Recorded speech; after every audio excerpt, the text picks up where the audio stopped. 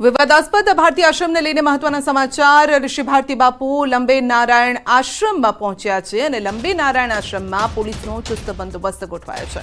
તો ગુજરાતના તમામ સંગઠનના પ્રમુખો હોદ્દેદારો મોટી સંખ્યામાં લંબે નારાયણ આશ્રમ પહોંચ્યા છે। ઋષિ ભારતી બાપુના સમર્થકો પહોંચે તે પહેલા પોલીસનો કાફલો ખડકી દેવાયો છે।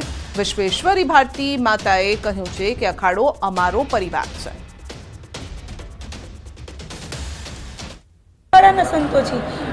तो अखाड़ाए कीधु कि विश्वेश्वरी माताजी ऋषि भारती बापू आज पण मंडलेश्वर छे अने रहे केमके ई एनो अखाड़ानो विषय छे ने तमे क्यांय लग्न करीने परणी जाओ तो आखुं कुटुंब होय एम अखाड़ो छे अमारो कुटुंब छे अमारो परिवार छे तो आखो परिवार के थाय ने बधुं। ऋषि भारती बापू लंबे नारायण आश्रम पहुंच्या। निवेदन आप्युं छे कि जे ट्रस्टमां तमारो कोई हिस्सो नथी तेमां प्रोपर्टी मेळववानी लालच राखो छो, मने टार्गेट करी रह्या छे, टॉर्चर करी रह्या छे अने स्वीकारना बदले तिरस्कारनी वृत्ति शा माटे राखी रह्या छे। बापूना ब्रह्मलीन थया बाद सतत मने टार्गेट करीने टॉर्चिंग करवामां आवे, एन केन प्रकारे बदनाम करवामां आवी रह्या छे।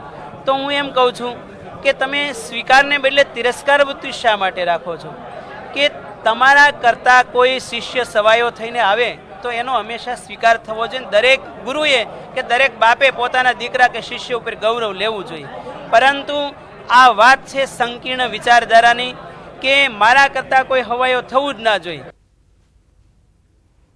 बुलेटिનમાં આગળ વધીશું નાનકડા બ્રેક બાદ।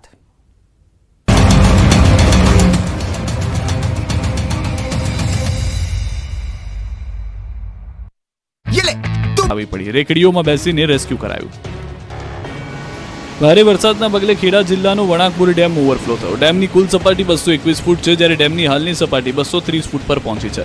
ઉપરવાસમાં ભારે વરસાદને કારણે સતત પાણીની આવક થતા ડેમ ઓવરફ્લો થયો। કડાણા ડેમમાંથી હાલ 1 લાખ ક્યુસેક પાણી છોડાઈ રહ્યું છે, જ્યારે પાનમ ડેમમાંથી પણ 50,000 ક્યુસેક પાણી છોડાયું। પાણીની આવક વધતા મહીસાગર નદીએ રૌદ્ર રૂપ ધારણ કર્યું।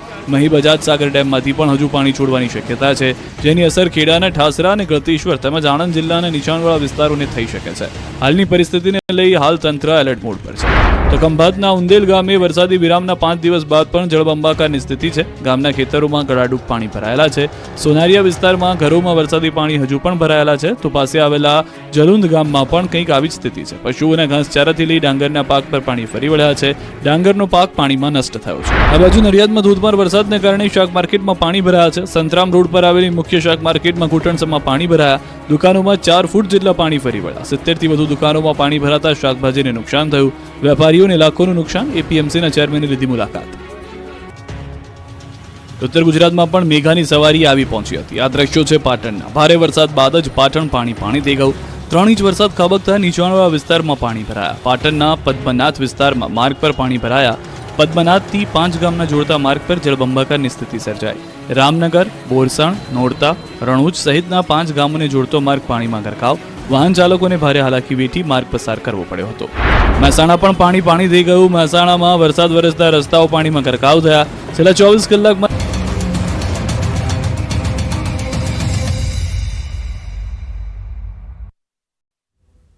અંબાજી ગબ્બરના મુખ્ય માર્ગ પર મોટી તિરાડો પડી જતા વાહન ચાલકો હેરાન પરેશાન છે। 50 ફૂટ લાંબી તિરાડો પડતા રોડ ધસીને દુર્ઘટના સર્જાય તેવી પરિસ્થિતિ છે।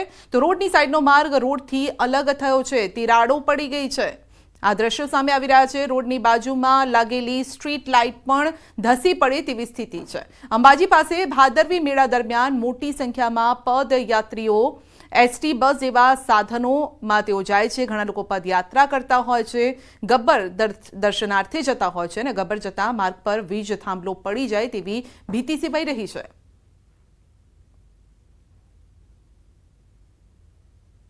હાલ તબક્કે જે રીતે ગુજરાતભરમાં વરસાદ પડી રહ્યો છે અને વરસાદને લઈને અમુક શહેરોને વરસાદ ધમરોળી રહ્યો છે, ત્યારે અંબાજી પંથકમાં જે ધીમી ધારે વરસાદ પડ્યો છે, ધીમી ધારે વરસાદને લઈને કહી શકાય છે કે અંબાજીથી ગબ્બર જતા જે રોડ છે એની જમણી સાઈડે છે કેટલોક વિસ્તાર રોડનો દબાઈ ગયો છે અને લગભગ 50 ફૂટ લાંબી તિરાડો આ રોડ ઉપર પડી છે। આપણે બતાવવા માંગીશ કે આ જે રોડ ઉપર પડેલી તિરાડો છે એ તિરાડો ગબ્બર ઉપર જે અવિરત પ્રવાહ જે ધમધમતો હોય છે, મોટી બસો આ રોડ ઉપર દોડતી છે ત્યારે ચોક્કસપણે અકસ્માતની ઘટના સર્જાઈ શકે તેમ છે। અને આપણે બતાવીશ કે હાલ તબક્કે જે વીજ પોલ ઊભો છે અને વીજ પોલ છે વીજ પોલ પણ પડે તેવી પરિસ્થિતિમાં જોવા મળી રહ્યો છે. એમ કહેવાય છે કે જો ભાદરવી પૂનમ પહેલાં આનો સરખો નહીં કરવામાં આવે તો ક્યાંક ને ક્યાંક અકસ્માત થવાની ભીતિ પણ સેવાઈ રહી છે. અને હાલ તબક્કે જે આપણે બતાવીશ કે આ રોડની સાઈડ જે કમ્પાઉન્ડ વોલ બનાવેલી છે આ પ્રોટેક્શન વોલ જે છે એ પ્રોટેક્શન વોલ પણ એ વાંકી વળી ગઈ છે અને એ દિવાલ પણ પડી શકે છે. જો એના ઉપર કોઈ 5-10 મિનિટ બેસવા માંગે તો પણ મોટો અકસ્માત થવાની ભીતિ સેવાઈ રહી છે. એમ કહી શકાય છે કે હાલ તબક્કે જે આરએનબી છે એ તાત્કાલિક ઘટના સ્થળે પહોંચી આ જે રોડની મરામત કામ કરવામાં આવે કાં તો તેને પ્રોટેક્શન માટેની અલગ દિવાલ ઊભી કરવામાં આવે તો જ સલામત રહેશે. નહીંતર તો ગબ્બર જે ભાદરવી પૂનમનો મેળો છે ત્યારે આ રોડ ઉપર મોટી સંખ્યામાં શ્રદ્ધાળુઓની અવરજવર થતી હોય છે. કોઈ ઘટના ન બને તે રીતે તકેદારીના પગલાં લેવાની પણ આવશ્યકતા જણાઈ રહી છે. મહેન્દ્ર અગ્રવાલ, ન્યૂઝ 18 ગુજરાતી, અંબાજી. ઉપરવાસમાં વધુ વરસાદના કારણે કડાણા ડેમમાંથી ખેડાના વણાકબોરી વિયરમાં પાણીની આવક નોંધાઈ છે. વણાકબોરી વિયરમાં જેટલી પાણીની આવક થઈ રહી છે તેટલી જ વિયરમાંથી મહીસાગર નદીમાં જ આવક થઈ રહી છે. વણાકબોરી વિયરમાંથી મહીસાગર નદીમાં 1.53 લાખ ક્યુસેક પાણી છોડાઈ રહ્યું છે. ભારે પાણીની આવક થતાં મહીસાગર નદી બે કાંઠે વહી રહી છે. મહીસાગર નદીનું રૌદ્ર સ્વરૂપ જોવા મળ્યું છે. ખેડાથી વડોદરા જિલ્લાના ડેસરને જોડતો મહીસાગર નદી પરનો બ્રિજ બંધ કરવામાં આવ્યો છે. બ્રિજ પર પોલીસનો ચુસ્ત બંદોબસ્ત ગોઠવાયો છે. મહીસાગર નદી કાંઠે આવેલા નીચાણવાળા ગામોને એલર્ટ કરાયા છે. કાંઠા વિસ્તારના નીચાણવાળા ગામના ગ્રામસેવક, તલાટી સહિત કર્મચારીઓને સ્થળ ન છોડવા ખેડા જિલ્લા તંત્રએ આદેશ કર્યા છે.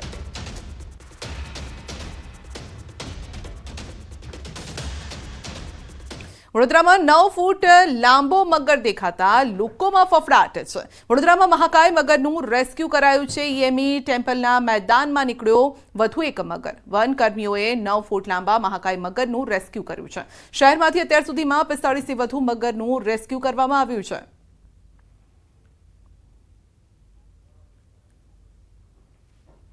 વલસાડ જિલ્લાના ધરમપુર તાલુકામાં ફરી એક વખત દીપડાએ ડરાવ્યા છે. આ વખતે ધરમપુરના છેવાડે આવેલા મોટી ઢોલ ડુંગરી ગામમાં જાહેર રસ્તા પર એક નહીં પરંતુ બે દીપડાઓ આંટા મારતા હોય તેવા દ્રશ્યો કેમેરામાં કેદ થયા છે. દીપડો દેખાતા ગામમાં ભયનો માહોલ પણ છવાયો છે. મહત્વપૂર્ણ છે કે વલસાડ જિલ્લામાં દીપડા જેવા હિંસક પશુઓ ખોરાકની શોધમાં જંગલ છોડી રહેણાંક વિસ્તાર તરફ આવી રહ્યા છે. તો આ પ્રકારના બનાવો બની રહ્યા છે અને રહેણાંક વિસ્તાર નજીકથી દીપડાઓ ઝડપાવવાની પણ ઘટનાઓ અગાઉ બની ચૂકી છે. જોકે આ વખતે ધરમપુરના મોટી ઢોલ ડુંગરીમાં મોડી રાત્રે ગામના કેટલાક યુવકો કારમાં ગામ પરત ફરી રહ્યા હતા અને એ વખતે જ ગામના મુખ્ય રસ્તા પર એક નહીં પરંતુ બે દીપડાઓ આંટાફેરા મારી રહ્યા હોવાનું દેખાયું છે.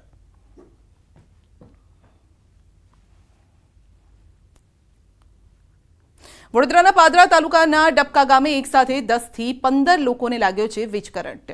ઘટનામાં એક યુવકનું મોત થયું છે. ગણેશ પંડાલ બનાવતી વખતે વીજ તારને અડી જતા બનાવ બન્યો છે. તો વડોદરાના પાદરાના ડબકા પાસે આ દુર્ઘટના ઘટી છે. એક સાથે 10 થી 15 લોકોને કરંટ લાગ્યો.